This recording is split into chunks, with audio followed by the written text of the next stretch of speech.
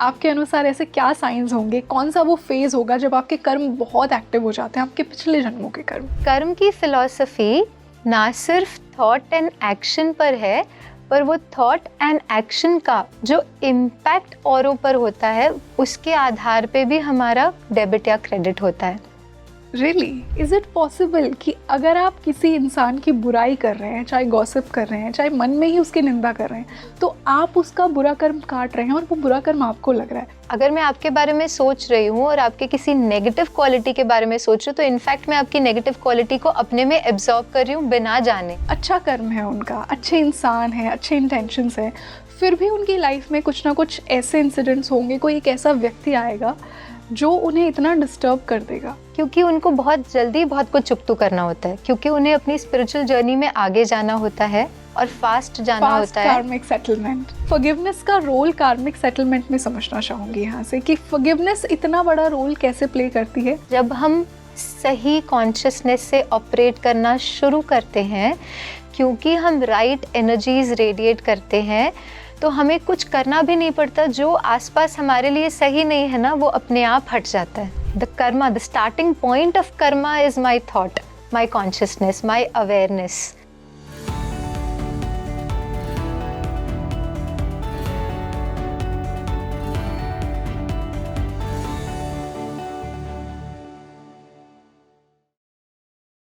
Hi everyone, a very warm welcome on the show and this is your host Rangoli Sharma. I'm sure आज का ये जो podcast है ना, आपको अपनी लाइफ के बहुत से बड़े और इंटरनल सवालों के जवाब देगा। आज मैंने सोल की जर्नी को कर्म के अनुसार समझा है। कर्म सिर्फ वो नहीं है जो आप इस लाइफ में अभी क्रिएट कर रहे हैं।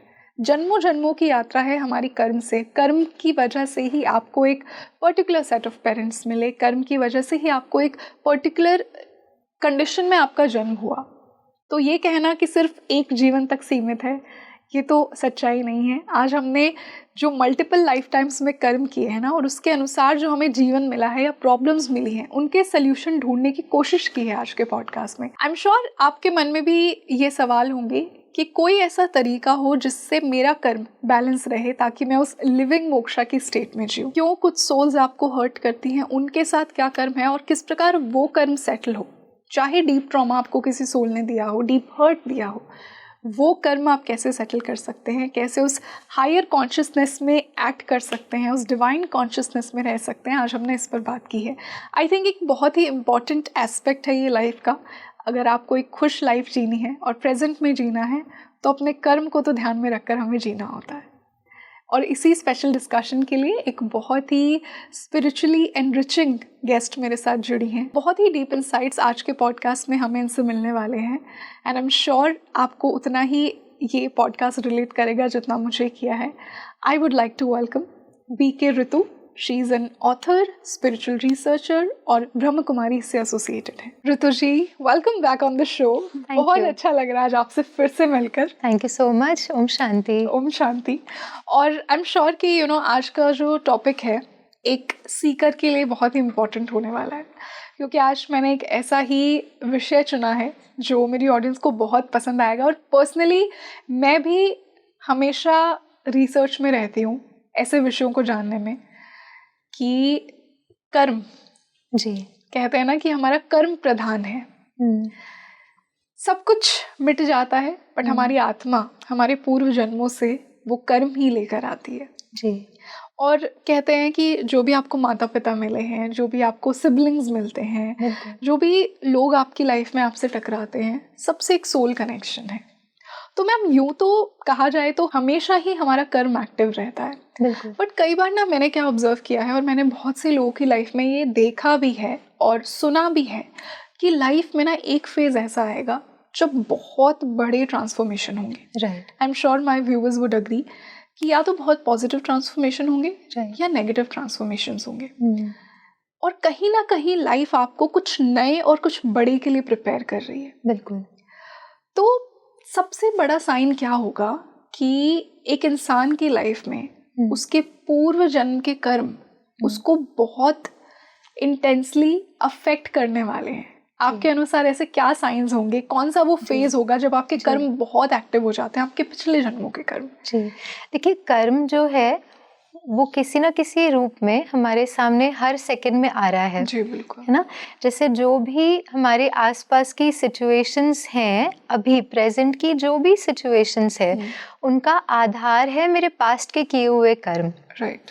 नाउ कर्म जब मैं कहती हूँ तो उसका मीनिंग सिर्फ ये नहीं कि मैंने क्या किया, इन द सेंस क्या एक्शन मैंने किया, सिर्फ वो कर्म नहीं, लेकिन कहीं ना कहीं देखिए, जैसे फॉर एग्जाम्पल हम ऑफिस में एक साथ हैं जी। और आपने मुझसे पूछा कि ऋतु आप एक हफ्ते के लिए कुछ रिपोर्ट्स मैनेज कर सकते हैं, मैं छुट्टी पे जा रही हूँ। तो मैं कहती हूँ हाँ बिल्कुल, आई विल मैनेज, आप बिल्कुल चिंता नहीं करिए, I will support you completely. तो आपको बहुत अच्छा लगा। अब आप मुझे बताइए, ये कर्म जो है वो पॉजिटिव है या कुछ और? बिल्कुल पॉजिटिव है, क्योंकि मेरा रिएक्शन भी बहुत पॉजिटिव हुआ ना सामने से। जी, हाँ। ओके, ये हो गया एक पॉजिटिव एक्शन, राइट? लेकिन वो करते हुए मैं ये सोच रही हूँ कि अच्छा उसके बाद ना मुझे भी छुट्टी पे जाना है, तो अभी मैं इनका कर देती हूँ ताकि फिर आगे मैं इनको बोल सकूँ। अब वो कर्म जो है वो पॉजिटिव हो गया या न्यूट्रल हो गया? आई थिंक न्यूट्रल, क्योंकि एक्सपेक्टेशंस आ गई वहाँ पे, बिल्कुल, सेल्फलेसली नहीं किया। एब्सोल्युटली। नाउ यही अंडरस्टैंडिंग जो कर्म के बारे में हम लेकर आना चाहते हैं कि कर्म ना सिर्फ एक्शन है, लेकिन उस एक्शन के पीछे जो इंटेंट है वो भी हमारे कर्म के खाते में डेबिट या क्रेडिट करता है। तो हम आज तक समझते हैं कि हमने तो सब कुछ अच्छा किया, मेरे साथ ऐसा क्यों हो रहा है, लेकिन क्या मेरे भाव भी उतने अच्छे थे? जैसे अगर मैं खाना बना रही हूँ, खाना बनाना बहुत सुंदर कर्म है, किसी को भोजन देना, बनाना, ये बहुत श्रेष्ठ कर्म है। अब वो बनाते हुए अगर मैं ये सोच रही हूँ कि मुझे ही करना पड़ता है, मैं ही क्यों करूँ, मुझे ही क्यों सारे सब कहते हैं बनाना, एक है इस भाव से मैं उस भोजन को बनाऊं, और दूसरा है कि वही भोजन बनाते हुए मैं ये सोचूं कि मैं उस परमात्मा का प्रसाद बना रही हूँ, उसके लिए बना रही हूँ, उसको भोग लगाकर, उस परमात्मा को भोग लगाकर फिर मैं अपने घर वालों को ये प्रसाद दूंगी। अब जहाँ पे भाव चेंज हुआ, कर्म के जो अकाउंट है उसमें डेबिट और क्रेडिट चेंज हुआ। तो इस तरह से जो भी हमने पास्ट में जो भी कर्म किए इन the form of thought and action, उसका रिजल्ट हमारे सामने अभी आ रहा है जी। इनफैक्ट मैं एक और बात यहाँ पर लाना चाहूँगी कि कर्म की फिलॉसफी ना सिर्फ थॉट एंड एक्शन पर है, पर वो थॉट एंड एक्शन का जो इम्पैक्ट औरों पर होता है उसके आधार पे भी हमारा डेबिट या क्रेडिट होता है। रियली? जैसे इस पे मैं थोड़ा और डिटेल में समझना जी। चाहूंगी कि दूसरों के रिएक्शंस कैसे हमारे कर्म को अफेक्ट करते हैं। बिल्कुल, क्योंकि देखिए जैसे आप कहेंगे अच्छा मैंने तो कुछ अच्छा किया, अब उन्होंने उसको नहीं समझा, तो उसमें how is it my action ना, ये तो उनका कर्मा हो गया। अगर वो उससे राइट वे में रिस्पॉन्ड नहीं कर रहे हैं तो वो तो उनका कर्मा हो गया। तो मैम बहुत बार ऐसा होता है कि जी। सामने वाला ऐसे एक्शंस करता है कि वो हमें हर्ट करना नहीं चाहता, बट हम हर्ट हुए, तो क्या फिर भी उस इंसान को हमारा जो हर्ट है, जो हमारे अंदर से नेगेटिव इमोशंस आए, क्या उसका कर्म उसे अफेक्ट करता है? बिल्कुल, that's a very interesting question. यहाँ पे ये समझना कि जब हम एक हायर कॉन्शियसनेस से ऑपरेट करते हैं, कोई भी कर्म जब हम ऊंची स्थिति में रहकर आत्मा के सातों गुणों के आधार पर, सुख, शांति, आनंद, प्रेम, पवित्रता, ज्ञान और शक्तियाँ, ये है आत्मा के निज गुण। अब जितना मुझ आत्मा ने इन गुणों के आधार पर उस हायर कॉन्शियसनेस से ऑपरेट करते हुए किया, उसका इम्पैक्ट सामने वाले पर पॉजिटिव होगा, क्योंकि मुझसे जाने वाली वाइब्रेशंस इतनी ऊंची है कि वो सामने जो भी मेरे है उन्हें भी वो कंफर्ट देगी। तो इस तरह से हायर कॉन्शियसनेस के आधार पर किया हुआ जो एक्शन है, थॉट एक्शन है, क्योंकि वो श्रेष्ठ है, उसका इम्पैक्ट श्रेष्ठ हुआ, तो उस कर्म के खाते में और ही हमारा क्रेडिट होता है। तो ये 3 एस्पेक्ट्स बन जाते हैं कर्म के। एक है थॉट, जिस इंटेंट से मैंने वो कार्य करने का सोचा, दूसरा मेरा एक्शन, और तीसरा है उस एक्शन का इम्पैक्ट। अब हमारा फोकस यूजुअली होता है एक्शन पर, हम बिल्कुल नेग्लेक्ट कर देते हैं कि हमने किस भाव से किया, इंटेंशन और थॉट्स को भी नेग्लेक्ट कर देते हैं। बिल्कुल बिल्कुल। और वो जो कर्म मेरा पास्ट का रहा है उसके आधार पर आज मेरी लाइफ की सिचुएशंस हैं, आज की लाइफ की सिचुएशंस में जो जो चॉइसेस मैं करती हूँ in form of my thought, मेरे भाव, मेरे एक्शन और उसका इम्पैक्ट जो मैंने किया, उसके आधार पे मेरे फ्यूचर के सिचुएशंस क्रिएट हो रही हैं। तो जहाँ हम कर्म की बात करते हैं, दोनों ही साथ में ऑपरेट करते हैं। एक है कर्म जिसके बेसिस पर आज मेरे सामने सिचुएशंस है, और उन सिचुएशंस में जो फ्री विल, जैसे कहते हैं ना, कर्म भी है फ्री विल भी है, दोनों साथ में कैसे हैं, है ना। कर्म है तो उसका रिजल्ट है, तो फिर फ्री विल कहाँ आता है? फ्री विल यहाँ आता है कि आज जो मेरे पास्ट के कर्म के अकॉर्डिंग आज मेरे सामने सिचुएशंस है, उसमें मैं क्या चूज करती हूँ। यदि पास्ट के किसी कर्म के आधार पर आज वो मुझसे सही बर्ताव नहीं कर रहे हैं, लेकिन आज मेरे पास चॉइस है right thought, right action and right impact create करने का, वो है मेरी अपनी free will in the present. तो वो पावर जो होती है वो सदा प्रेजेंट में होती है, और जो प्रेजेंट में हम चूज करते हैं, जो कर्मा हम चूज करते हैं, उसके आधार पे ऑटोमेटिकली हमारी फ्यूचर सिचुएशंस क्रिएट हो रही हैं। बिल्कुल मैम, वो कहते हैं ना कि आपका रिएक्शन आपका कर्म डिसाइड करता है कि चाहे आपको लाइफ में कुछ भी मिल रहा है, बट आप किस तरह से अब रिएक्ट कर रहे हैं, वही आपका आगे का कर्म डिसाइड करता है। बिल्कुल मैम, आपने ना एक बहुत सुंदर बात कही थॉट्स और इंटेंशंस की। एक बहुत इंपॉर्टेंट स्पिरिचुअल फैक्ट मैं आज आपसे वेरीफाई करना चाहूँगी, मेरे व्यूअर्स के लिए भी। बहुत बार क्या होता है कि लोग दूसरों की निंदा करते हैं। बहुत से संत हमें ये बताते हैं कि जब आप किसी इंसान की निंदा कर रहे हैं, उसे क्रिटिसाइज कर रहे हैं, उसके बारे में, चाहे आप अपने एक्शन से उसके लिए बुरा नहीं कर रहे हैं, बट अगर आपके मन में उसके लिए सही विचार नहीं है, नेगेटिव इमोशंस हैं, तो कहीं ना कहीं आप उसका नेगेटिव कर्म काट रहे हैं। इज इट पॉसिबल कि अगर आप किसी इंसान की बुराई कर रहे हैं, चाहे गॉसिप कर रहे हैं, चाहे मन में ही उसकी निंदा कर रहे हैं, तो आप उसका बुरा कर्म काट रहे हैं और वो बुरा कर्म आपको लग रहा है? जब मुझे पहली बार ये पता लगी ना ये बात, I was so surprised to know. इस क्वेश्चन को आंसर करने से पहले एक थोड़ा सा एनर्जी का एक एस्पेक्ट हम समझते हैं कि सपोज मैं आपके बारे में सोच रही हूँ, तो मैं जिस भी भाव से आपके बारे में सोच रही हूँ और आपको जिस नज़रिए से देख रही हूँ, वही एनर्जी मैं आपसे एब्जॉर्ब करना शुरू कर रही हूँ।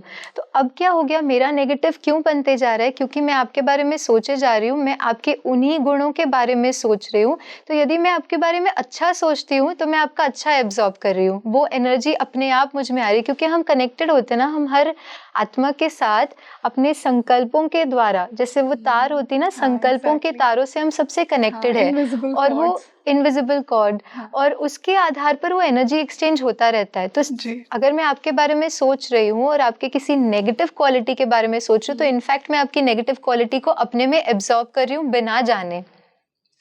और आप देखेंगे कि वही चीज जिनके बारे में हम जैसा सोच रहे होते हैं ना, हम वैसे वैसे बनते जाते हैं। एग्जैक्टली। बट मैम एक बहुत प्रैक्टिकल अगर मैं चीज़ पूछूं, देखिए हमारी एनर्जी ना ज़रूरी नहीं है सबसे मैच हो। कोई हमें बहुत मिलते ही इतना पसंद आ जाता है कि you are my best friend, हम दोनों की एनर्जी एकदम सेम है, हमारा थॉट प्रोसेस सेम है, हम दुनिया को सही सेम तरीके से देखते हैं। कुछ लोगों की एनर्जी हमसे बहुत अलग होती है, और ना चाहते हुए भी ना हमारे मन में उनके लिए न्यूट्रल स्टेट है, बट वो पॉजिटिव स्टेट नहीं आ पाती है, and it's very human nature also. तो फिर इस चीज को कैसे समझा जाए जो आप बता रही हैं? एक्चुअली हम क्या कर रहे हैं ना, हम अपने स्टेट ऑफ बीइंग को डिपेंडेंट कर दे रहे हैं, सामने जो जो जैसा जैसा आ रहा है उनके भावों के आधार पे हम अपने भावों को चेंज कर रहे हैं। मीनिंग मेरा अपना कोई भाव नहीं है, विच मीन्स मेरा अपना कोई भाव नहीं है। क्यों? क्योंकि मैंने अपने हर सेकंड को, अब मैं इनसे मिली, ये ऐसे है, मैंने ऐसा फील किया, अब मैं इनसे मिली, ये अच्छे, मैंने अच्छा फील किया, अब ये अच्छे नहीं है, इनसे मैं मिली, अच्छा नहीं फील किया। जबकि स्पिरिचुअलिटी तो हमें यही सिखाता है ना कि हमें अपने स्वधर्म, वो सेल्फ अवेयरनेस, हु एम आई, अब मैं उस अवेयरनेस में कि मैं कौन हूँ, मैं हूँ ही शांत, मैं हूँ ही सदा स्नेह से संपन्न। When I am love, जब मैं हूँ ही स्नेह से संपन्न, तो मैं जिस भी आत्मा से मिलूंगी उनके प्रति मुझे सिर्फ स्नेह आएगा। एक है अंडरस्टैंडिंग लेवल पे कि इनके ये संस्कार हैं जो मुझसे मैच नहीं करते हैं, अंडरस्टैंडिंग। बट उस भाव में चले जाना, थॉट लेवल पे अंडरस्टैंडिंग एक बात है, लेकिन उस थॉट को फीलिंग में लेकर आना, ये तो ऐसे ही है, ये तो बिल्कुल ठीक नहीं है। अब वो भाव आया, जहाँ पर वो थॉट और भावनाएं उसके प्रति क्रिएट करना शुरू की, हमने अपने स्वधर्म को छोड़कर उनके भावों को अपने में अट्रैक्ट करना शुरू कर दिया। सो समवेयर जिनसे भी मैं मिलूं, मैं अपने स्वधर्म को ना छोड़ूं, मैं ये इस अवेयरनेस के साथ मिलूं कि मैं कौन, बिल्कुल मैं कौन, और फिर मैं जिनसे भी मिलूं उसी आधार पर, देन मैं उनकी वो नेगेटिविटी अपने में एब्जॉर्ब नहीं कर रही हूँ। I am who I am, और उस आधार पे आई ऑपरेट। इनफैक्ट आप देखेंगे, जब आप अपनी उस अवेयरनेस में ऑपरेट करते हैं, आप जिनसे भी मिलते हैं उस राइट अवेयरनेस के साथ मिलते हैं, तो आपका मन क्योंकि बहुत शांत है, बहुत काम है, आप देखेंगे जैसे पानी होता है ना, बहुत स्टिल पानी होता है, तो उसमें आप अपनी रिफ्लेक्शन देख पाते हैं, आप अपने आप को देख पाते हैं, क्योंकि वो पानी एकदम ठहरा हुआ, रुका हुआ पानी है। जहाँ पे पानी में बहुत वेव्स हैं या पत्थर डाल देंगे तो आप अपने रिफ्लेक्शन को नहीं देख पाएंगे। उसी तरह से जहाँ पर यहाँ पर शांति है, वो पीस है, ऑटोमेटिकली आप औरों के वाइब्रेशंस जो है उनको भी बहुत क्लियरली एब्जॉर्ब, मतलब देख पाएंगे, एब्जॉर्ब नहीं करेंगे लेकिन उन्हें देख पाएंगे। जैसे आप समझ पाएंगे कि व्यक्ति किस भाव से आपसे बात कर रहे हैं, आप हर चीज को बहुत क्लियरली रिफ्लेक्शन की तरह देख पाएंगे। लेकिन वो पॉसिबल ही तब है जब आप उनके भावों से एब्जॉर्ब ना होकर उसे ऑब्जर्व करें। तो मतलब एक प्रैक्टिकल और राइट सोल्यूशन जो मैं आपके आंसर से कंक्लूड करी हूँ और व्यूअर्स को भी बताना चाहूंगी कि draw a boundary between your thoughts and emotions. चाहे कोई इंसान आपको अगर ट्रिगर भी कर रहा है, तो जैसा आपने कहा ना, एक तो उन्हें ऑब्जर्व कीजिए, और जब आप रिएक्शन देंगे तो कहीं ना कहीं आप वो कर्म एक्सचेंज करेंगे। जी बिल्कुल बिल्कुल। रिएक्शन क्या है? इट्स मोर ऑफ जो उन्होंने किया उसके आधार पे हम बिना समझे उनके एक्शन को रिएक्ट कर रहे हैं हम, जबकि रिस्पॉन्स क्या है? मैं अपने अवेयरनेस में रहते हुए फिर जो राइट कर्मा है वो क्रिएट कर रही हूँ, राइट थॉट, राइट एक्शन और राइट इम्पैक्ट क्रिएट कर रही हूँ। क्योंकि आज अगर कोई मेरे साथ अगर सही नहीं कर रहा है और मैं उसको रिएक्ट कर रही हूँ, एक तो मेरे पास्ट के कर्मों के आधार पर आज वो सिचुएशन मेरे सामने आ रही है, या उनका जो व्यवहार है, हो सकता है वो ऐसे हो भी ना। आपने देखा होगा कुछ लोग शायद ऐसे नहीं होते हैं, कोई और आके उनके बारे में आपसे बहुत कुछ अच्छा भी कहेंगे, लेकिन आपके साथ उन्होंने ठीक नहीं किया। आपके साथ अच्छे नहीं है, शायद वो पूरी दुनिया के साथ अच्छे बिल्कुल होंगे। हो सकता है उस आत्मा के साथ मेरा कोई अकाउंट रहा हो और वो उसी अकाउंट का जो है वो लेने मेरे सामने आ रही है, उसी कर्म को वो बैलेंस करे। अब मैं क्या कर रही हूँ, वो जो बैलेंस कर रहे हैं उसकी जगह पे रिएक्ट करके या नेगेटिवली उसको उसके ऊपर रिएक्ट करके मैं एक नया कर्म बना रही हूँ जो फिर मेरे सामने आएगा। So what I need to be aware is, life का एक फैक्ट बताया आपने। तो जो भी आपके सामने, इनफैक्ट जो भी हमारे सामने आते हैं और हमारे साथ वैसा नहीं बिहेव कर रहे हैं जैसा हम चाहते हैं, the first thing that I need to do is thank you, कि मेरा कोई ना कोई कर्म ही बैलेंस हो रहा है। खत्म हो गया ना, चुकतो हो गया। थैंक यू, शुक्रिया, आपने मेरे लिए इतना कुछ किया कि कुछ जो मैंने किया था वो चुकतो हुआ, अब नए से शुरुआत। अब मैंने क्या किया, एक शिफ्ट ला दिया। नेगेटिवली रिएक्ट करने की जगह और नया नेगेटिव कर्म क्रिएट करने की जगह मैंने एक राइट अवेयरनेस के साथ, इनफैक्ट थैंक यू एक ऐसी एनर्जी है जो बहुत चीज़ों को नलिफाई कर देती है, बहुत नेगेटिव जो अगर कोई रहा भी है तो उसे नलिफाई कर देती है। तो थैंक यू, जैसे उस भाव को हमने क्रिएट किया, थैंक यू, इमीडिएटली हमारी अवेयरनेस में शिफ्ट आती है और वहाँ से हम एक नया पॉजिटिव थॉट एक्शन क्रिएट कर रहे हैं जिसके आधार पर मेरे कर्मों के अकाउंट में ऑटोमेटिकली पॉजिटिव क्रेडिट हो रहा है। बिल्कुल, कितनी सिंपल है ना लाइफ अगर हम इजीली उसे समझना चाहें। बट आई थिंक मैम हम इतना कॉम्प्लिकेट कर देते हैं। जैसा आपने कहा कि कई बार लाइफ में कुछ बुरा हो रहा होता है और हम उसमें फ्री विल से और इतना नेगेटिव कर्म हमारी रिएक्शन से ऐड करते हैं कि वो बैलेंस हो ही नहीं पाता है। बिल्कुल, है ना। काफ़ी लोग जो हमें हर्ट करते हैं लाइफ में, हम लाइफ को ब्लेम करते हैं, भगवान को ब्लेम करते हैं कि मैं तो अच्छा हूँ, बिल्कुल मैंने तो बुरा किया नहीं। यहाँ से एक बहुत इंपॉर्टेंट सवाल मैम ये आता है कि अच्छे लोगों के साथ बुरी चीज़ें क्यों होती हैं? और यहाँ से मेरा पूछने का मतलब ये है कि पर्सनली भी मैंने बहुत लोगों को देखा है कि उन्होंने बहुत सात्विक लाइफ वो हमेशा से जी रहे हैं जी, अच्छा कर्म है उनका, अच्छे इंसान है, अच्छे इंटेंशंस है, फिर भी उनकी लाइफ में कुछ ना कुछ ऐसे इंसिडेंट्स होंगे, कोई एक ऐसा व्यक्ति आएगा जो उन्हें इतना डिस्टर्ब कर देगा। तो क्या ये भी एक पुराने जन्म का ही कोई कार्मिक अकाउंट बैलेंस करने की बात है? देखिए, जितना अगर हम किसी ऐसे व्यक्ति को देखते हैं जो बहुत हायर कॉन्शियसनेस से ऑपरेट करते हैं, ऊंची स्थिति में ऑपरेट करते हैं, कई बार ये भी होता है कि बहुत बड़ी चीज़ें इसलिए भी उनके सामने आ जाती है क्योंकि उनको बहुत जल्दी बहुत कुछ चुकतू करना होता है, क्योंकि उन्हें अपनी स्पिरिचुअल जर्नी में आगे जाना होता है और फास्ट जाना होता है। फास्ट कार्मिक सेटलमेंट बड़ी चीज़ उनके सामने आ जाती है। लेकिन मैंने ये भी देखा है कि जितनी बड़ी सिचुएशन उनके सामने आती है उतना ही वो अपनी स्थिति में ऊंचे जाते हैं, वो अपनी स्पिरिचुअल जर्नी में आगे जाते हैं।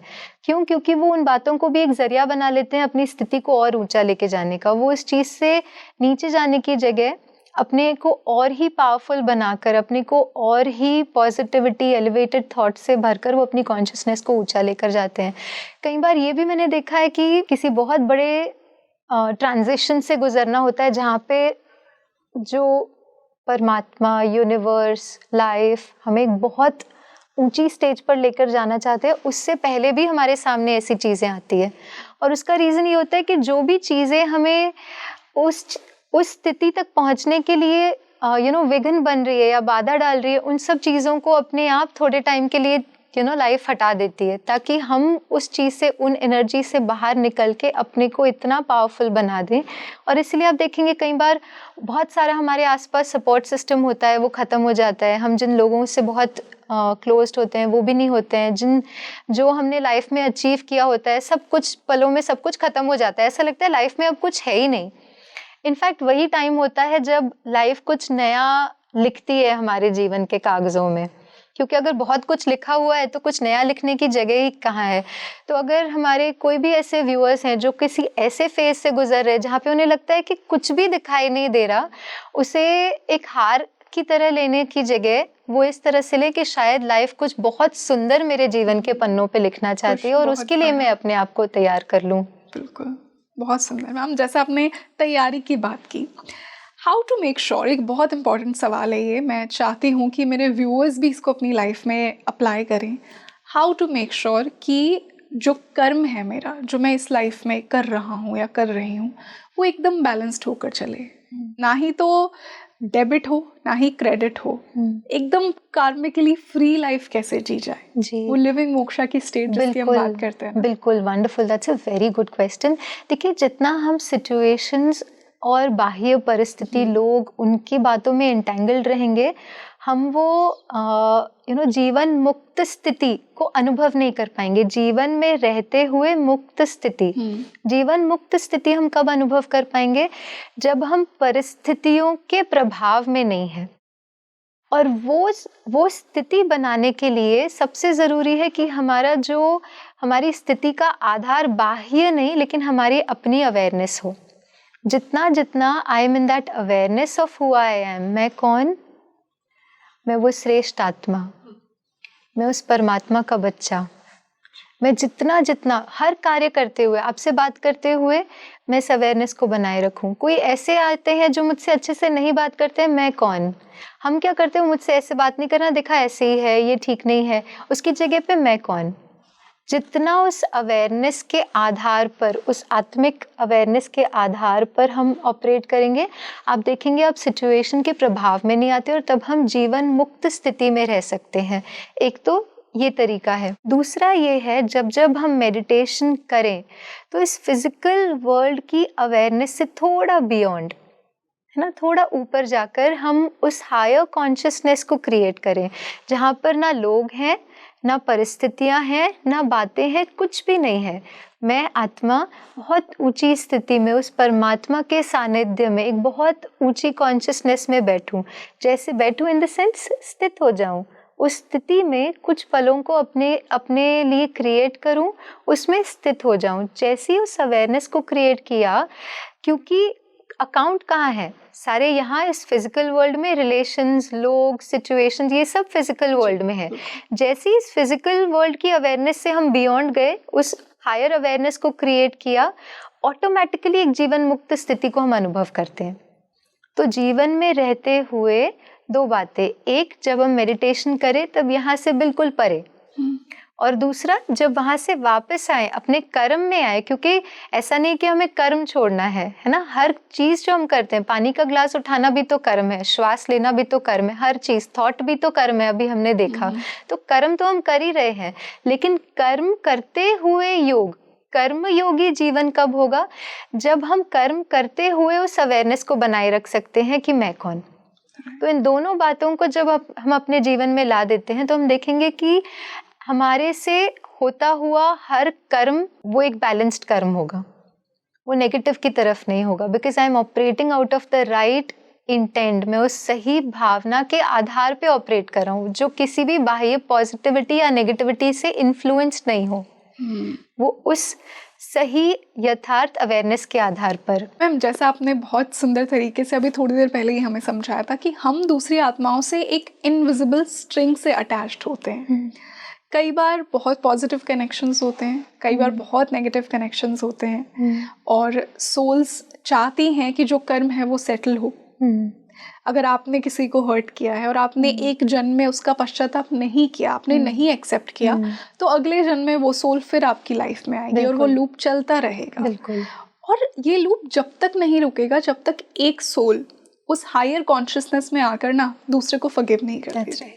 और यही कहते हैं, यही डिवाइन सोल की क्वालिटी होती है कि उसे फॉरगिव करना आता है। तो मैं फॉरगिवनेस का रोल कार्मिक सेटलमेंट में समझना चाहूँगी यहाँ से, कि फॉरगिवनेस इतना बड़ा रोल कैसे प्ले करती है, और किस प्रकार आपकी लाइफ में भी अगर कोई ऐसा है कि जिसने आपको बहुत हर्ट किया है और उस इंसान ने एक्सेप्ट भी नहीं किया कि मैंने आपको हर्ट किया है, ना ही आपको कोई क्लोजर दिया, बट अगर आप उस हायर कॉन्शियसनेस में आकर उसे फॉरगिव कर रहे हैं, तो आपका कार्मिक अकाउंट कैसे बैलेंस होगा, एक्चुअली फॉरगिव कैसे किया जाए। वंडरफुल, बहुत अच्छी बात आपने कही है, क्योंकि हम कहते हैं, हमने बहुत सुना भी होगा, हम खाली हाथ आए थे, खाली हाथ जा क्या ही लेकर जाएंगे, क्या ही लेकर जाएंगे। तो यहाँ पर ये समझना कि जो भी हम फिजिकल वर्ल्ड में देख रहे हैं ना, इन आँखों से जो हम देख रहे हैं, वो कुछ भी हम लेके नहीं जाएंगे। तो ये बात तो सही है, हम कुछ लेकर नहीं आए थे, कुछ लेकर नहीं जाएंगे, लेकिन फिजिकल एस्पेक्ट में हम कुछ भी लेकर नहीं जाएंगे। एक बैग भी हमें शायद अगले जन्म में लेके जाने नहीं मिलेगा, लेकिन कुछ तो है ना जो हमारे अगले जन्मों को, हमारे अगले जन्म के भाग्य को डिटर्मिन कर रहा है।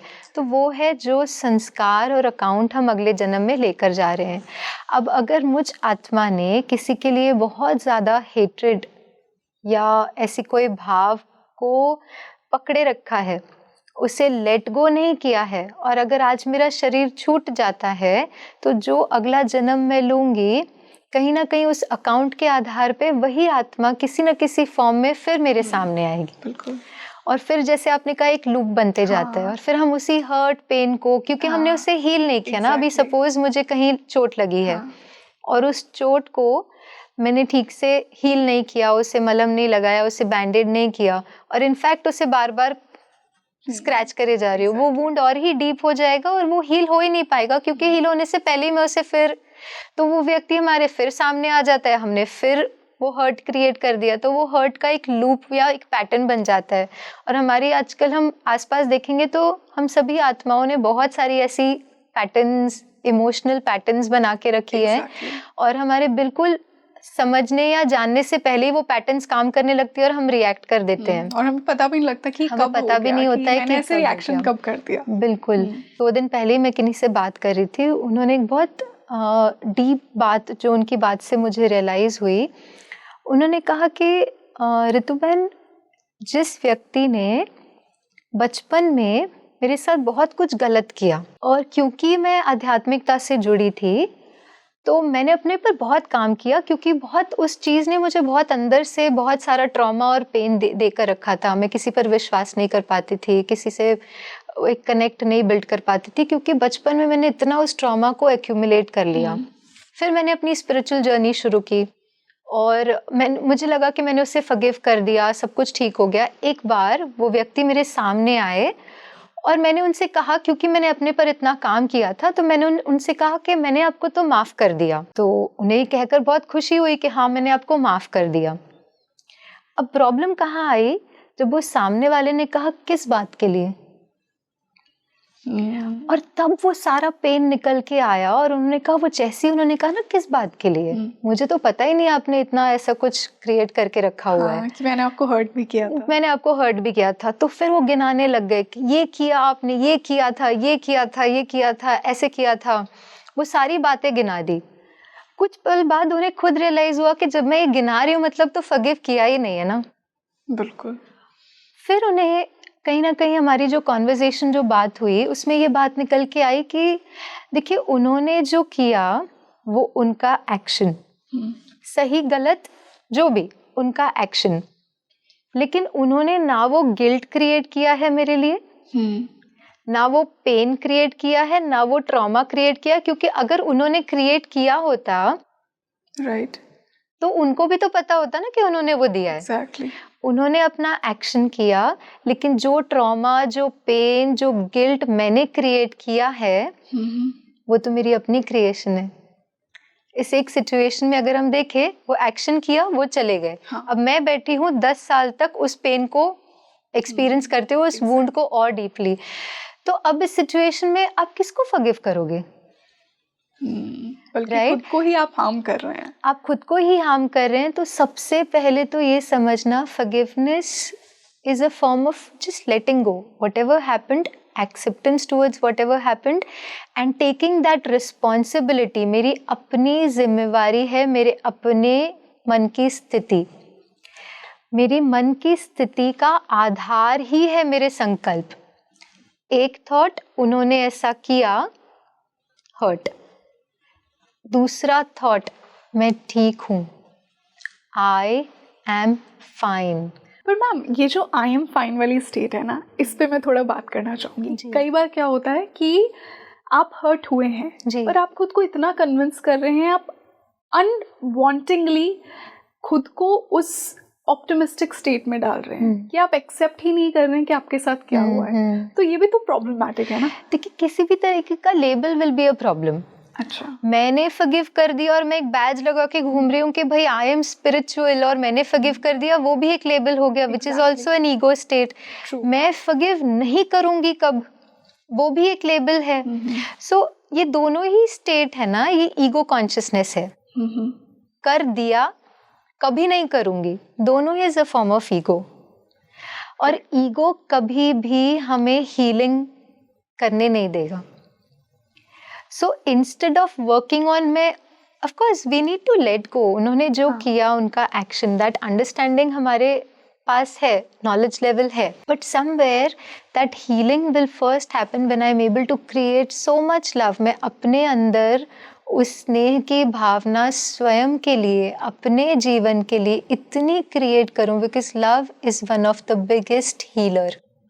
चाहे रिश्ते, और हम क्या करते हैं, हम रिश्तों को ठीक करना चाहते हैं, सिचुएशंस को ठीक करना चाहते हैं।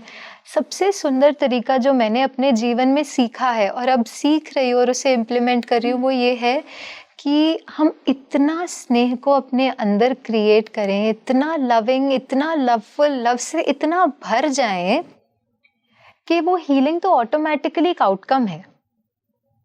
I am a loving being. Again we come back to that inner state कि मैं अपने अंदर उस awareness को create करूँ कि मैं हूँ कौन। I am a very loving being. I am so full of love because love, स्नेह दुनिया की सबसे बड़ी शक्ति है जो हमारे इमोशनल ट्रॉमास को हील कर सकती है। मैम, इसी सवाल को ना एक एक्सट्रीम सिचुएशन के साथ समझ, आई एम श्योर कि बहुत से व्यूअर्स भी एग्री करेंगे जी।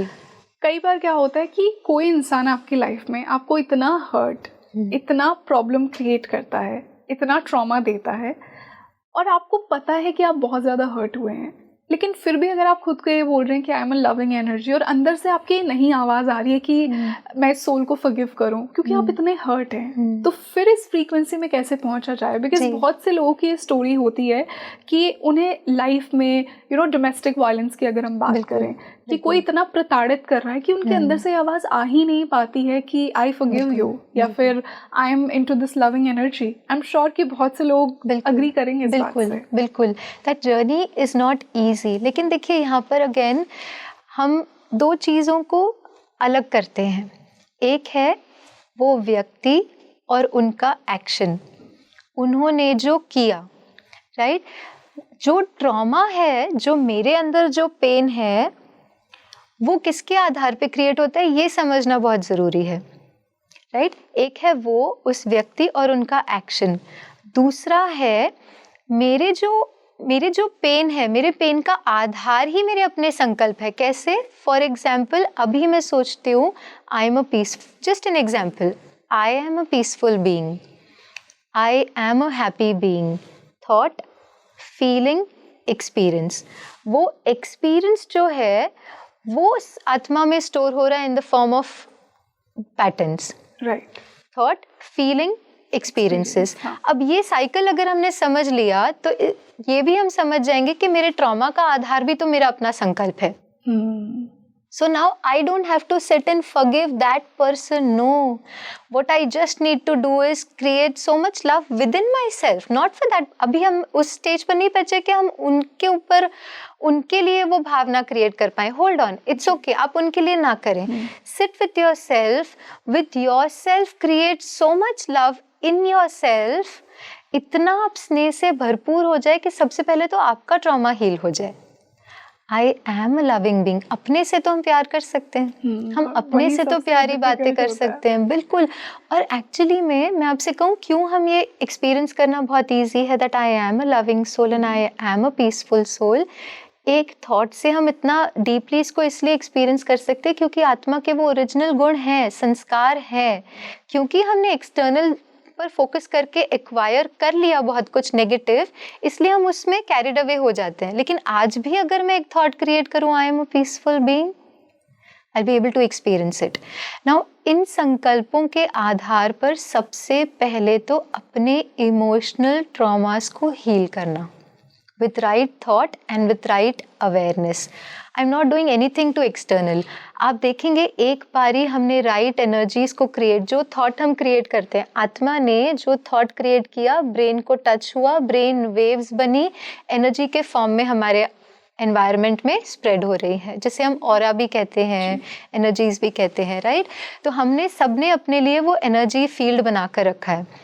जैसे ही राइट एनर्जीज मुझसे रेडिएट होने लगी, ऑटोमेटिकली हम राइट सिचुएशंस को अपने लिए क्रिएट करना, क्योंकि राइट एनर्जीज रेडिएट हो रही है, वो यूनिवर्स में जा रही है, यूनिवर्स से सही सिचुएशंस हमारे सामने आना शुरू हो जाएंगी।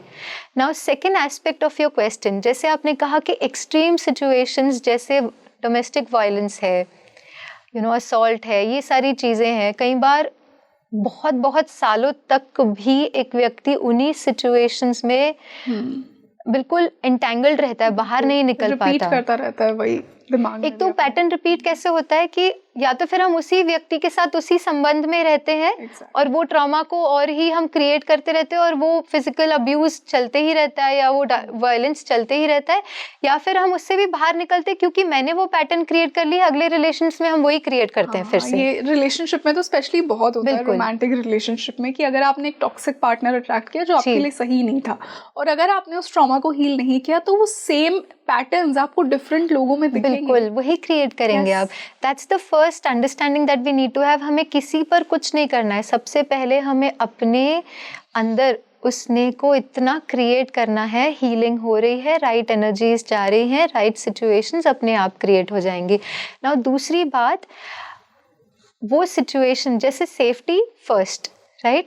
यदि मेरा मन स्टेबल है, क्या होता है हम इमोशंस में इतना इंटेंगल हो जाते हैं कि हम सिचुएशन को राइट तरीके से देख नहीं पाते, कई बार हम खुद को ही ब्लेम करने लगते हैं। जैसे मैं ऐसे कई बहनों से मिली हूँ, फीमेल से मिली हूँ, जो खुद अपने आप को ब्लेम करने लगती है उस सिचुएशंस के लिए। अब जब आप इमोशनली बहुत लो है ना, तो आप में वो पावर भी शायद कई बार नहीं आती कि आप अपने आप को सिचुएशन से बाहर निकाल पाएँ। बिल्कुल। जब मन ठीक है, आप इमोशनली उसमें ड्रेन होने की जगह या कैरिड अवे होने की जगह आप बहुत ऑब्जेक्टिवली देख पाते हैं कि ये एनवायरनमेंट मेरे लिए सही नहीं है and I need to move out. That call, आत्मा में वो पावर होगी कि वो उस सही निर्णय को ले सके कि अभी यहाँ पे मैं सेफ नहीं हूँ and I need to move out, which is okay, है ना। अपनी सेफ्टी के लिए सबसे पहला स्टेप एक डिटर्मिनेशन के साथ हर एक व्यक्ति ने लेना ही होता है कि अगर ये सेफ नहीं है तो हम उस सिचुएशन से मूव आउट हो जाएं। लेकिन मूव आउट होते हुए भी किस अवेयरनेस के साथ, उस गिल्ट, पेन, शेम, उन सब फीलिंग्स के साथ, या उस हीलिंग के साथ, that's the call that each person needs to take. And healing, जैसे हमने अभी बात की, वो हीलिंग स्टार्ट ही होती है हमारे अपने संकल्पों से. I am fine, I am okay. और इसका मैजिक ये है ना, जैसे मैंने बहुत अपने आसपास भी लोगों में देखा है, कई बार अपनी लाइफ में भी मैंने इसे एक्सपीरियंस किया है, जब हम सही कॉन्शियसनेस से ऑपरेट करना शुरू करते हैं, क्योंकि हम राइट एनर्जीज रेडिएट करते हैं, तो हमें कुछ करना भी नहीं पड़ता. जो आसपास हमारे लिए सही नहीं है ना, वो अपने आप हट जाता है. बिल्कुल. और जैसा आपने कहा कि जब हम उस राइट अलाइनमेंट में होते हैं ना खुद के साथ ही, तो सही लोग हमारी लाइफ में आते हैं. जब हम खुद को प्रेम करते हैं तो एक बहुत ही प्यारी रिलेशनशिप आपकी लाइफ में आएगी. एक ऐसा इंसान आएगा जो आपको प्रेम करेगा. जिस भी चीज़ पर ना हम फोकस करते हैं, वो चीज़ हम अपने लिए क्रिएट करते हैं. जिस एनर्जी से हम वाइब्रेट करते हैं, वैसे लोग हम अपने आसपास अट्रैक्ट करते हैं. तो the first starting point of creating the right karma and right destiny is हमारे संकल्प कितने श्रेष्ठ हैं, हम कितनी ऊंची कॉन्शियसनेस से ऑपरेट करते हैं. और वहाँ पर आप देखेंगे, क्योंकि हमसे जाने वाली एनर्जीज राइट है, हमसे क्रिएट होने वाला हर कर्मा राइट है, सिचुएशंस अपने आप, फ्यूचर तो बहुत सुंदर होगा ही, लेकिन प्रेजेंट में भी आप देखेंगे हर सिचुएशन पर उसका पॉजिटिव इम्पैक्ट होना शुरू हो जाता है. लेट्स से कोई एक्सट्रीम सिचुएशन नहीं है जहाँ पे वायलेंस नहीं है, लेकिन संबंधों में वो प्यार भी नहीं है, मधुरता भी नहीं है ना, थोड़ी खटास हो जाती है. अब ऐसे रिलेशन में आप मूव ऑन नहीं होना चाहते हैं, लेकिन आप उसको ठीक भी नहीं कर पा रहे हैं. राइट. हम कई सालों सालों तक उसी दर्द में कि वो प्यार नहीं है रिश्ते में, वो नहीं है, अपनापन नहीं फील होता, वो बिलोंगिंगनेस नहीं फील होती है, उस चीज़ में भी हम कई बार सालों सालों तक रह जाते हैं. उसके लिए भी मूव आउट अगर नहीं भी होना है, the best thing that we need to do is create so much love. इतना प्यार क्रिएट कर लें आपके अपने अंदर कि आप देखेंगे वही प्यार आपके आसपास जो है ना, औरों में भी रिफ्लेक्ट करने लगता है. जैसे हमारे आसपास भी जो लोग होते हैं ना, वो हमारे ही पैटर्न्स को रिस्पॉन्ड करते हैं. बिल्कुल. वो रिफ्लेक्शन होती है. हाँ, मैं भी यही बोलना रही थी कि रिफ्लेक्ट, हर इंसान आपको ही रिफ्लेक्ट कर रहा है, आपके इनर वर्ल्ड को. बिल्कुल. तो कहीं ना कहीं अगर हम चाहते हैं हमारे आसपास वो लविंग एनवायरनमेंट क्रिएट हो जाए ना, तो सबसे पहला उसका स्टेप ही ये है कि हम बहुत सारा प्यार क्रिएट कर लें. मैं हूँ ही बहुत स्नेह स्वरूप, वो इतनी स्नेह से संपन्न हूँ. Love love love. And you will see, ना सिर्फ हमारे अंदर के वो ट्रॉमाज हील हो जाते हैं, बट आसपास सब कुछ हील होना शुरू हो जाता है, और वही रिफ्लेक्ट करेगा आपकी लाइफ की हर एस्पेक्ट में. And that's the Karma. The starting point of Karma is my thought, my consciousness, my awareness. अगर हमने ये समझ लिया ना, तो हम बाह्य सब कुछ चीज़ों को ठीक करना छोड़कर, and this is my personal experience also, past 3 साल में, जैसे मेरी जो आध्यात्मिक जर्नी है वो 19 ईयर्स की है, लेकिन जैसे हमने देखा ना कि कई बार लाइफ को आपको एक अलग शिफ्ट पे लाना होता है, आपको एक अलग लीप पर लेकर जाना होता है. तो मैंने अपनी लाइफ में देखा कि बहुत कुछ है जो छूटते जा रहा है 3 साल पहले, and I felt why is nothing working. कुछ भी नहीं काम कर रहा है, whatever I am trying is not working. लोग लाइफ से चले जा रहे हैं. बिल्कुल. जो भी आपने किया है सब कुछ, मतलब बिल्कुल ऐसा लगता है सब कुछ बिखर रहा है. And that was a point of realization for me that have I created something inside of me? क्या मेरे अंदर कुछ ऐसे patterns हैं जो लाइफ मुझे बता रही है that you need to break? और सच में जब हम अपने साथ बैठते हैं ना, तो हम अपने वो पैटर्न्स को आइडेंटिफाई कर पाते हैं, और जब उन पे काम करते हैं ना, आज मैं देखती हूँ वही चीज़ें जो मुझे लग रहा था क्यों वर्कआउट नहीं कर रही, बहुत सुंदर रीति से धीरे धीरे things start falling in place. तो मेरा अनुभव तो आध्यात्मिकता, कर्म, भाग्य, इनका यही रहा है कि जितना जितना हम अपने अंदर उन गुणों और शक्तियों को क्रिएट करते हैं, एक बहुत सुंदर जीवन हम अपने लिए बना सकते हैं. ना सिर्फ फ्यूचर के लिए, बट हम अपना प्रेजेंट भी बहुत सुंदर बना सकते हैं. बहुत सुंदर. और अभी हमने यही जाना कि कर्म सिर्फ आपका एक्शन नहीं है, कर्म आपके थॉट्स हैं, कर्म आपका इंटेंशन भी है. आप मुक्ति में बिलीव करती हैं, मोक्ष में बिलीव करती हैं? और ये मैं इसलिए पूछ रही हूँ क्योंकि मैम, जब हम कार्मिक सेटलमेंट की बात करते हैं ना, ये हमारे शास्त्रों में भी लिखा है, हमें कहा जाता है कि कर्म जब आपका पूरा बैलेंस हो जाएगा, तब आप लायक होगे उस मुक्ति के, तब आपके अंदर पात्रता होगी मोक्ष की. जी. लेकिन क्या ये ह्यूमनली पॉसिबल है कि हम हमारा सारा कर्म बैलेंस करके चलें? ना चाहते हुए भी हम कर्म क्रिएट करते हैं, ना चाहते हुए भी हम किसी ना किसी को हर्ट कर देते हैं। अनविलिंगली ही हम कितने बैक्टीरियाज अभी मार रहे हैं यहाँ बैठ के। कर्म तो जुड़ रहा है ना कहीं ना कहीं पे। तो ये इस प्रकार का कर्म कैसे बैलेंस होगा कि हमें उस मुक्ति की स्टेट मिले? जी, इस क्वेश्चन को आंसर करने से पहले जस्ट एक रिफ्लेक्शन जो मैं चाहूँगी आप और हमारे ऑडियंस हम सब मिलकर करें। हम मुक्ति की बात यूजुअली कब करते हैं? जैसे अगर हम लाइफ में भी देखें, सब कुछ बहुत परफेक्ट चल रहा है, हमारे संबंध बहुत सुंदर हैं, जैसा हम चाहते थे जीवन बिल्कुल वैसी है। क्या तब आपने सुना है लोगों को मुझे मुक्ति चाहिए ये कहते हुए? नहीं, तो वो एंजॉय करना चाहते हैं ना, चाहते हैं उस समय में रहना। क्योंकि वो उस पर्पस को, सोल का जो पर्पस है, जो इस जर्नी में आने का जो पर्पस है, उसको वो लिव कर रहे हैं।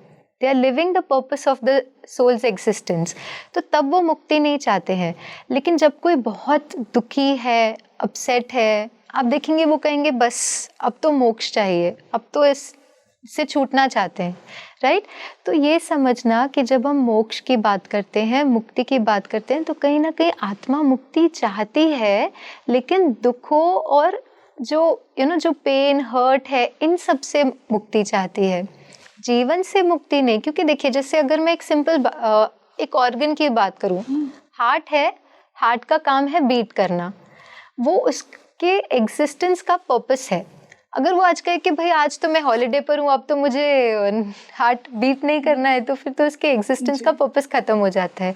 उसी तरह से आत्मा जो है वो परम धाम से इस जर्नी पर आती है, आत्मा के गुणों को एक्सपीरियंस और एक्सप्रेस करने। तो अगर मैं उस पर्पस को ही छोड़ देती हूँ तो फिर तो उस एग्जिस्टेंस का कोई मीनिंग नहीं है। विच मीन्स हम परम धाम से, अपने घर से इस जर्नी में आते हैं।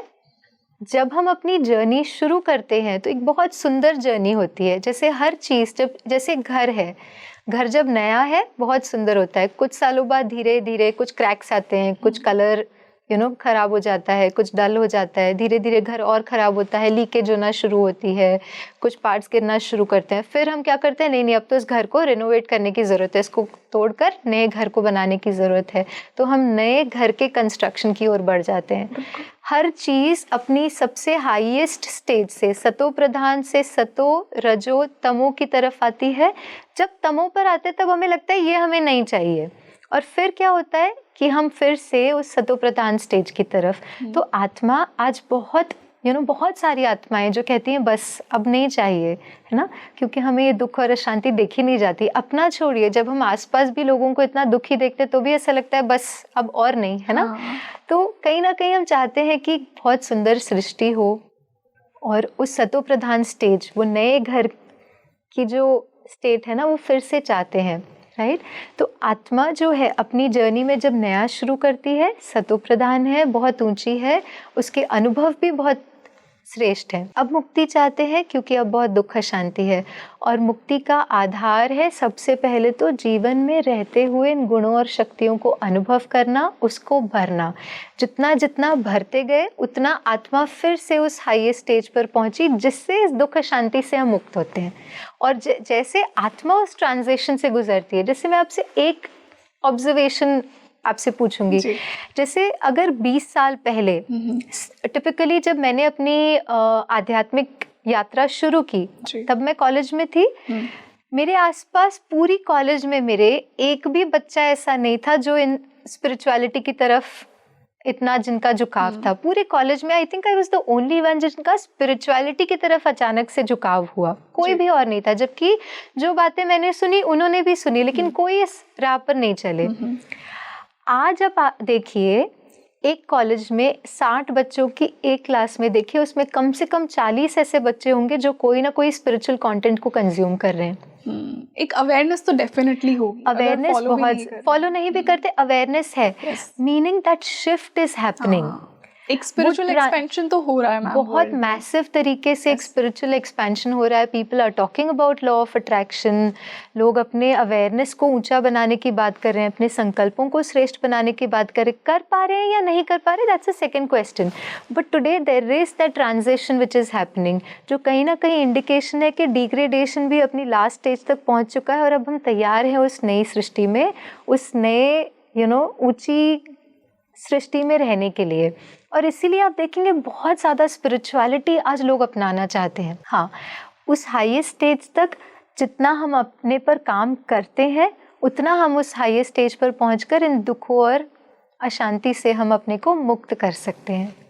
तो आत्मा मुक्त नहीं होती है, जीवन के चक्कर से मुक्त नहीं, क्योंकि उसका पर्पस ही है अपने उन गुणों और शक्तियों को एक्सपीरियंस और एक्सप्रेस करने के लिए इस जर्नी में तो आत्मा ने आना है। तो मतलब मोक्ष का कॉन्सेप्ट फिर टेम्पररी है और इट्स जस्ट एन आइडिया जो लोग कहते हैं? मोक्ष एक्चुअली है, लेकिन दुख अशांति से है, जीवन से नहीं, इस जर्नी से नहीं। क्योंकि देखिए आत्मा एक खुद एक एंटिटी है ना, एक कॉन्शियसनेस है, एक चेतनता है। तो उस चेतनता को तो हम खत्म नहीं कर सकते हैं, because it's an energy can neither be created not destroyed. तो मोक्ष तो आत्मा नहीं लेती है, लेकिन एक नई जर्नी जरूर शुरू करती है जहाँ पर सब कुछ बिल्कुल परफेक्ट है। जिसे हम सतयुग भी कहते हैं, स्वर्ग, बहिष्ट, बहुत सुंदर, अल्लाह का गार्डन, अल्लाह का बगीचा, कितने सुंदर नामों से हमने पुकारा है हम सेम इमोशन को पुकारते हैं। बिल्कुल, बहुत सुंदर मैम। एंड आई थिंक हमने स्टार्ट पूर्व जन्म से किया था और हम उस लास्ट जन्म तक पहुंच गए, मुक्ति मोक्ष तक पहुंच गए। तो आज हमने कर्म के अनुसार सोल की जर्नी को समझा, रिश्तों में ये कर्म कैसे आता है, आपकी जो लाइफ में सिचुएशंस बन रही हैं कैसे वो कर्म दिखता है और आपका राइट रिएक्शन क्या होना चाहिए ताकि वो कर्म बैलेंस रहे। आज हमने उस पर बात की एंड आई थिंक एक बहुत ही डीपली स्पिरिचुअल ये चर्चा थी। मुझे तो यहाँ बैठकर बहुत आनंद फील हुआ। मेरे खुद के जो कुछ क्वेश्चंस थे, जो मेरी लाइफ के पैटर्न्स थे, उनके बहुत से सवालों के मुझे जवाब मिले। आई एम श्योर व्यूअर्स को भी मिले होंगे। So I am really thankful to you that you shared this knowledge with us today and helped all of us in some way or the other. Thank you so much. It was wonderful being here. Thank you. Om Shanti. Om Shanti. So you tell me in the comment section आपको आज का ये podcast कैसा लगा। I am sure आपकी life में भी कुछ ऐसे इंसिडेंट्स हुए होंगे जहाँ पर आपने भगवान से, यूनिवर्स से पूछा होगा कि ये मुझे कैसे मिला, क्या कर्म रहा होगा।